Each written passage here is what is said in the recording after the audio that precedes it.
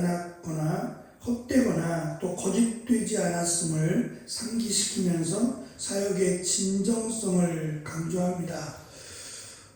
이어지는 10절까지 내용을 보면 아무래도 사도 바울의 이런 그 열성 또는 목숨을 두려워하지 않는 그의 사역을 놓고 아무래도 의심하거나 또는 이 문제를 제기하는 사람이 있지 않았을까라고 생각합니다. 목적이 있을 것이라는 거죠. 그래서 사도 바울은 자신이 이렇게 목숨을 걸고 온전히 복음을 전한 이유에 대해서 밝히고 있습니다. 이것은 사도 바울과 함께한 동역자들에게 뿐만 아니라 나중에 데살로니가 교회 성도들이 또 가정에게 이웃에게 또 더 나아가서 다른 이웃 나라들에게 복음을 전할 때 바울과 같은 이런 마음으로 해야 할 것을 권면하기 위함이라고 보여집니다. 물론 데살로니가 교회에서만 이렇게 한 게 아닙니다.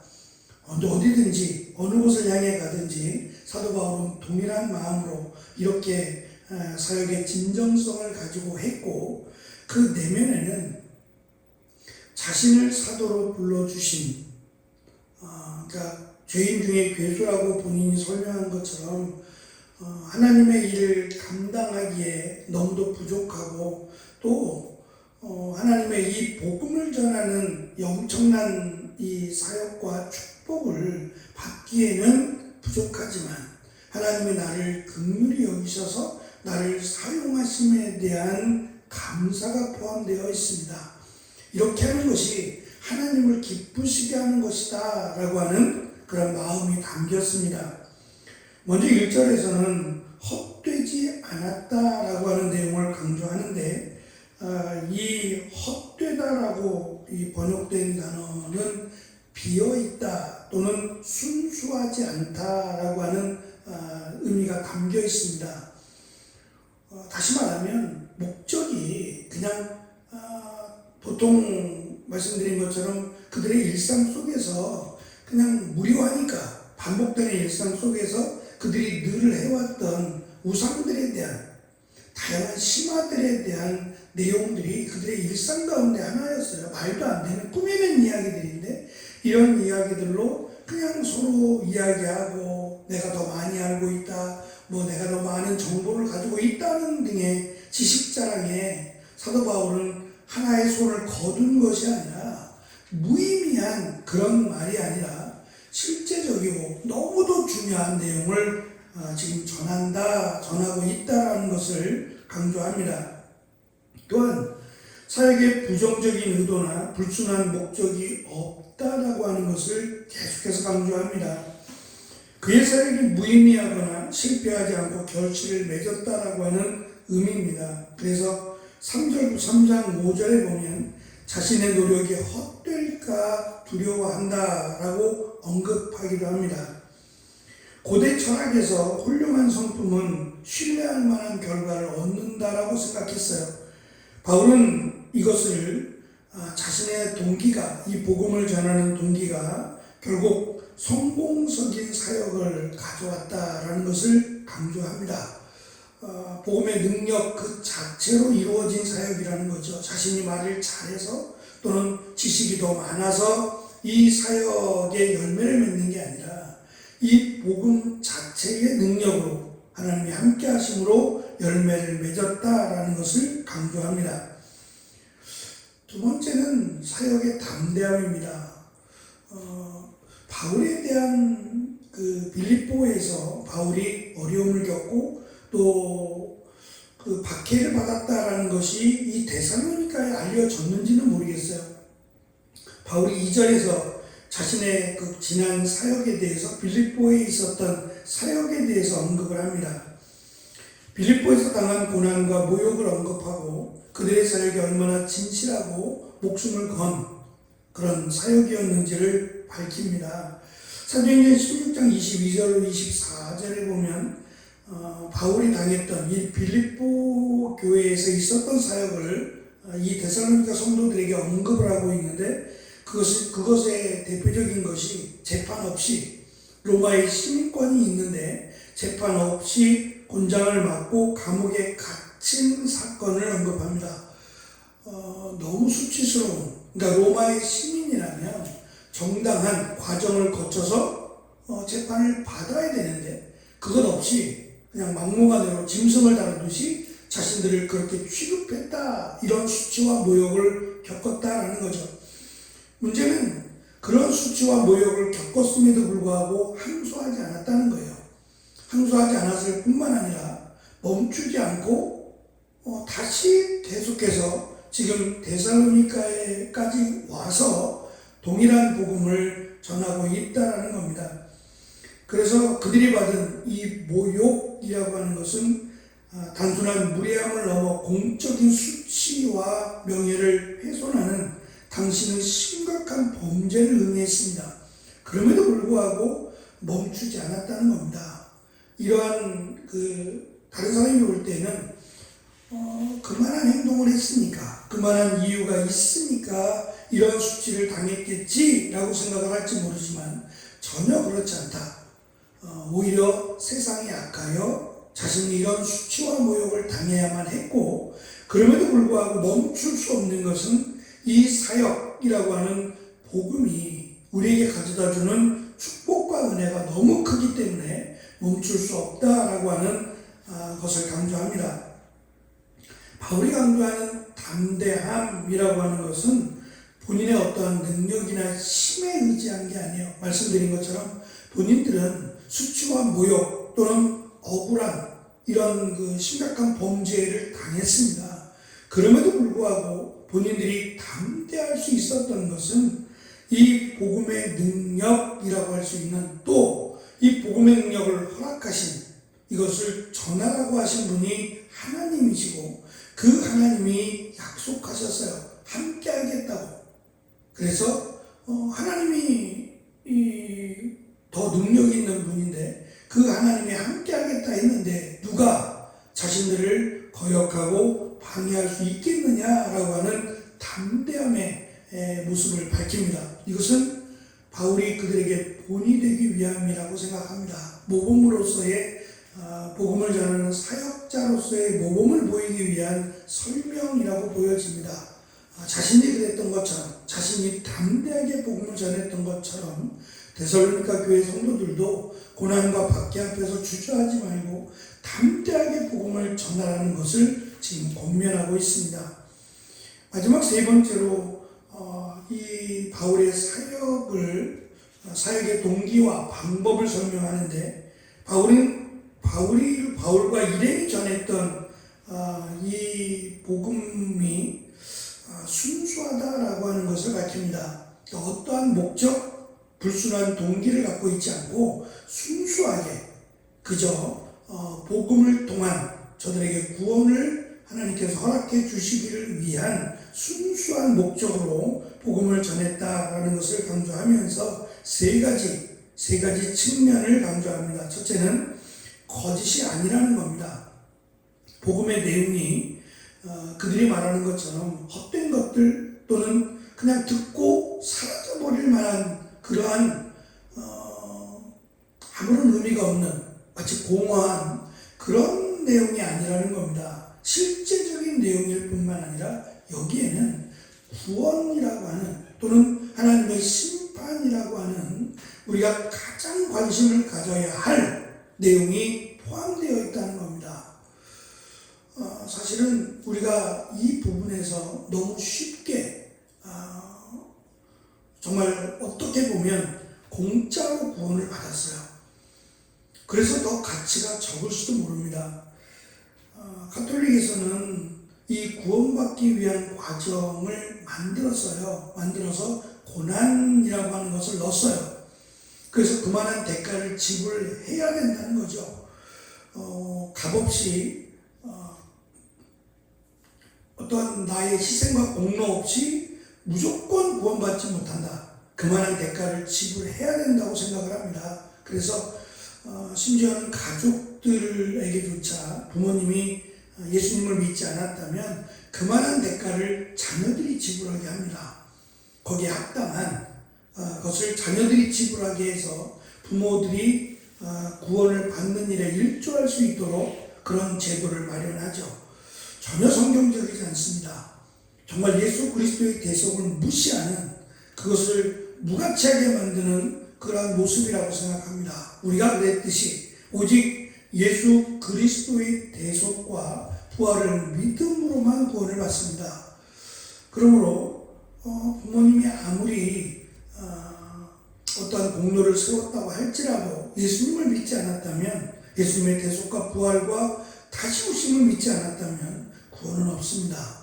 어떠한 자녀들의 희생과 공로로도 구원을 받지 못합니다. 이것은 하나님이 세우신 하나님의 계획이고 섭리이기 때문에 누구도 거역할 수 없고, 누구도 하나님께서 세우신 섭리를 바꿀 수 없습니다. 바울은 지금 그 부분을 이야기하는 겁니다. 거짓이 없다라고 하는 것은 본인들이 전하는 이 복음이 거짓이 아닌, 거짓 교리가 아닌 오직 하나님의 복음이라고 하는 사실을 강조합니다. 두 번째는 불순한 동기가 아니라는 겁니다.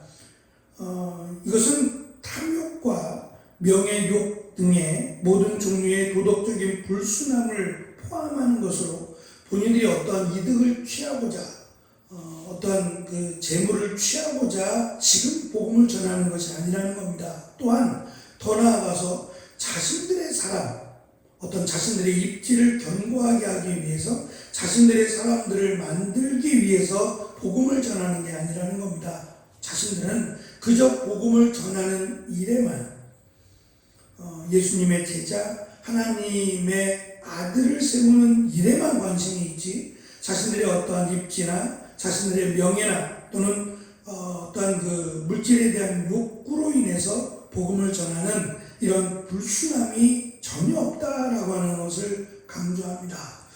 어쩌면 이것이 사도 바울이 말하고 있는 이 복음의 순수성뿐만 아니라 교회의 순수성에도 연관이 있다고 생각합니다. 교회는 순수한 목적으로만 오직 복음을 전하고 그리스도인으로 세우는 일에만 교회가 사용되어져야 한다라는 것을 강조합니다. 마지막 세 번째는 속임수를 쓰지 않았다는 겁니다. 사람들을 현혹하기 위한 교묘한 수사적인 기교도 사용하지 않았고, 그냥 복음 그대로 그것을 사실 어떻게 잘 전해야, 만약에 여기에 관심이 있었다면 이런 어떤 그 학교가 세워졌을 거예요. 잘 가르치기 위한. 근데 당시에는 지금은 이제 우리가 2000년 또는 그 이상의 시간들이 필요했고, 또는 제대로 된 그 전문가, 그러니까 목회자를 세우기 위한 과정이 필요하다고 여겼어요. 그래서 신학교라고 하는 것을 세웠고, 2000년 전의 언어 또는 4000년 전 그 이상의 언어들을 배워야 될 필요성을 가졌어요. 그래서 그 언어를 배우게 하고, 또는 성경을 알게 하기 위한 다양한 노력들을 하고 있습니다. 지금도 그렇고 다양한 방법들을 통해서 성경을 제대로 잘 알게 하는 그런 과정이 필요하다고 여긴 겁니다. 근데 당시에는 예수님 시대였고, 또 지금 바울 같은 경우는 예수님과 함께 사역한 건 아니지만 예수님을 직접 만났던 사람이에요.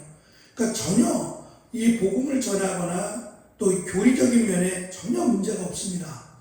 그래서 사도 바울은 그 부분보다는 그냥 있는 그대로 예수님께서 말씀하신 그 내용을 직접 전하는 일에만 관심을 갖게 되니까 이 부분에 있어서 문제가 없다고 생각합니다. 그래서 어떠한 그 잘 가르치기 위한 노력보다는 제대로 가르치기 위함에 목적을 두었다라고 할 수 있습니다.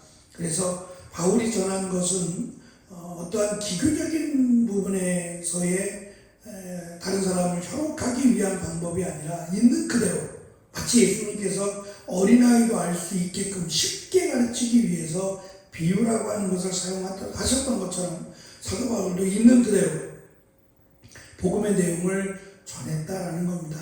그래서 지식이 떨어지는 사람도 못 알아들을 정도의 말이 아니고 누구나 쉽게 알아들을 수 있는 그런 방법으로 복음을 전했다. 또는 이것을 전하기 위한 방법으로 마술을 사용하거나 사람들을 현혹하기 위한 그러한 것도 전혀 갖지 않았다는 거죠. 복음을 전하는 것은 정직한 행위여야 하며 기만은 죄악이다라고 하는 것을 강조합니다. 특별히 지금 이 표현들은 거짓이 아니고 불순한 동기가 아니고 속임수를 쓰지 않았다라고 하는 이러한 표현들은 장사꾼에게 사실은 많이 표현하던 그런 단어들입니다. 다시 말하면 사도 바울은 불순한 동기로 장사를 하거나 이득을 남기기 위해서 지금 복음을 전한 것이 아니다라고 하는 것을 본인의 정당성을 밝힐 뿐만 아니라 그렇게 해야 된다는 겁니다. 저는 이 부분도 교회가 또는 말씀을 맡은 목회자들 이들이 정말 가슴에 새겨야 될 말씀이 아닌가라는 생각이 들어요.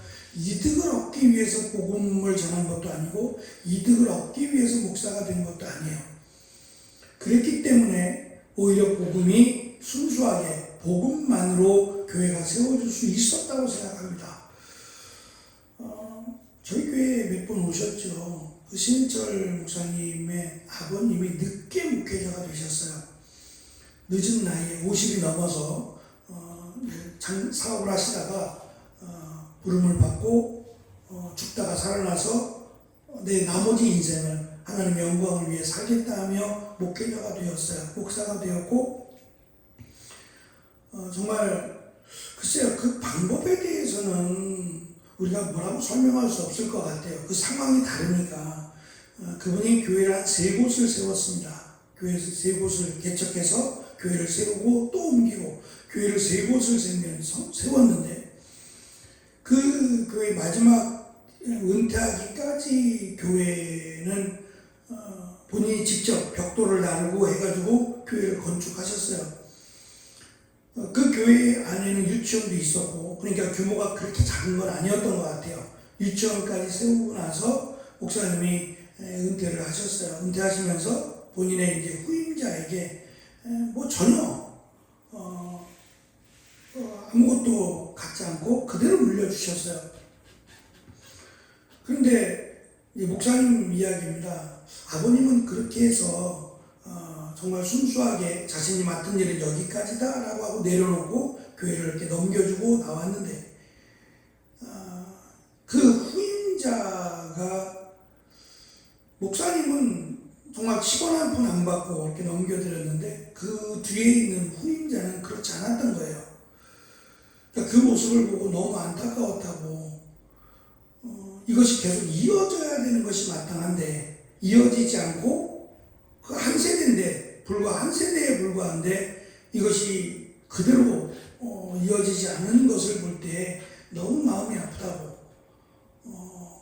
결국 교회의 타락은 목회자의 생각과 목회자의 모습과 무관하지 않다라는 것을 보았다라고 얘기를 해주더라고요. 그랬으면 좋겠습니다. 더 이상 이 교회가 매각되거나 또는 교회를 팔거나 하는 일들이 벌어지지 않아야 교회가 순수해질 뿐만 아니라 이 복음의 순수성을 지킬 수 있다고 생각해요.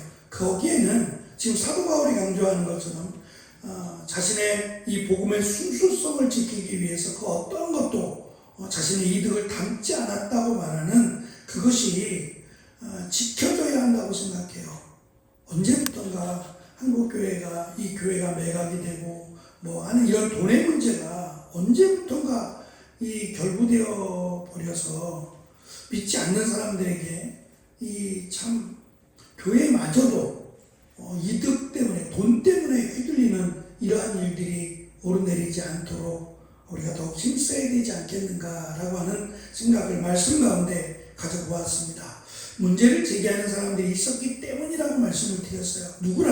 어느 누구라도 이런 문제로 인해서 교회가 시험거리가 되지 않도록 교회의 순수함이 유지되고 특별히 이 복음에 대한 순수성이 지속될 수 있도록 우리가 계속 기도해야 되리라고 생각합니다.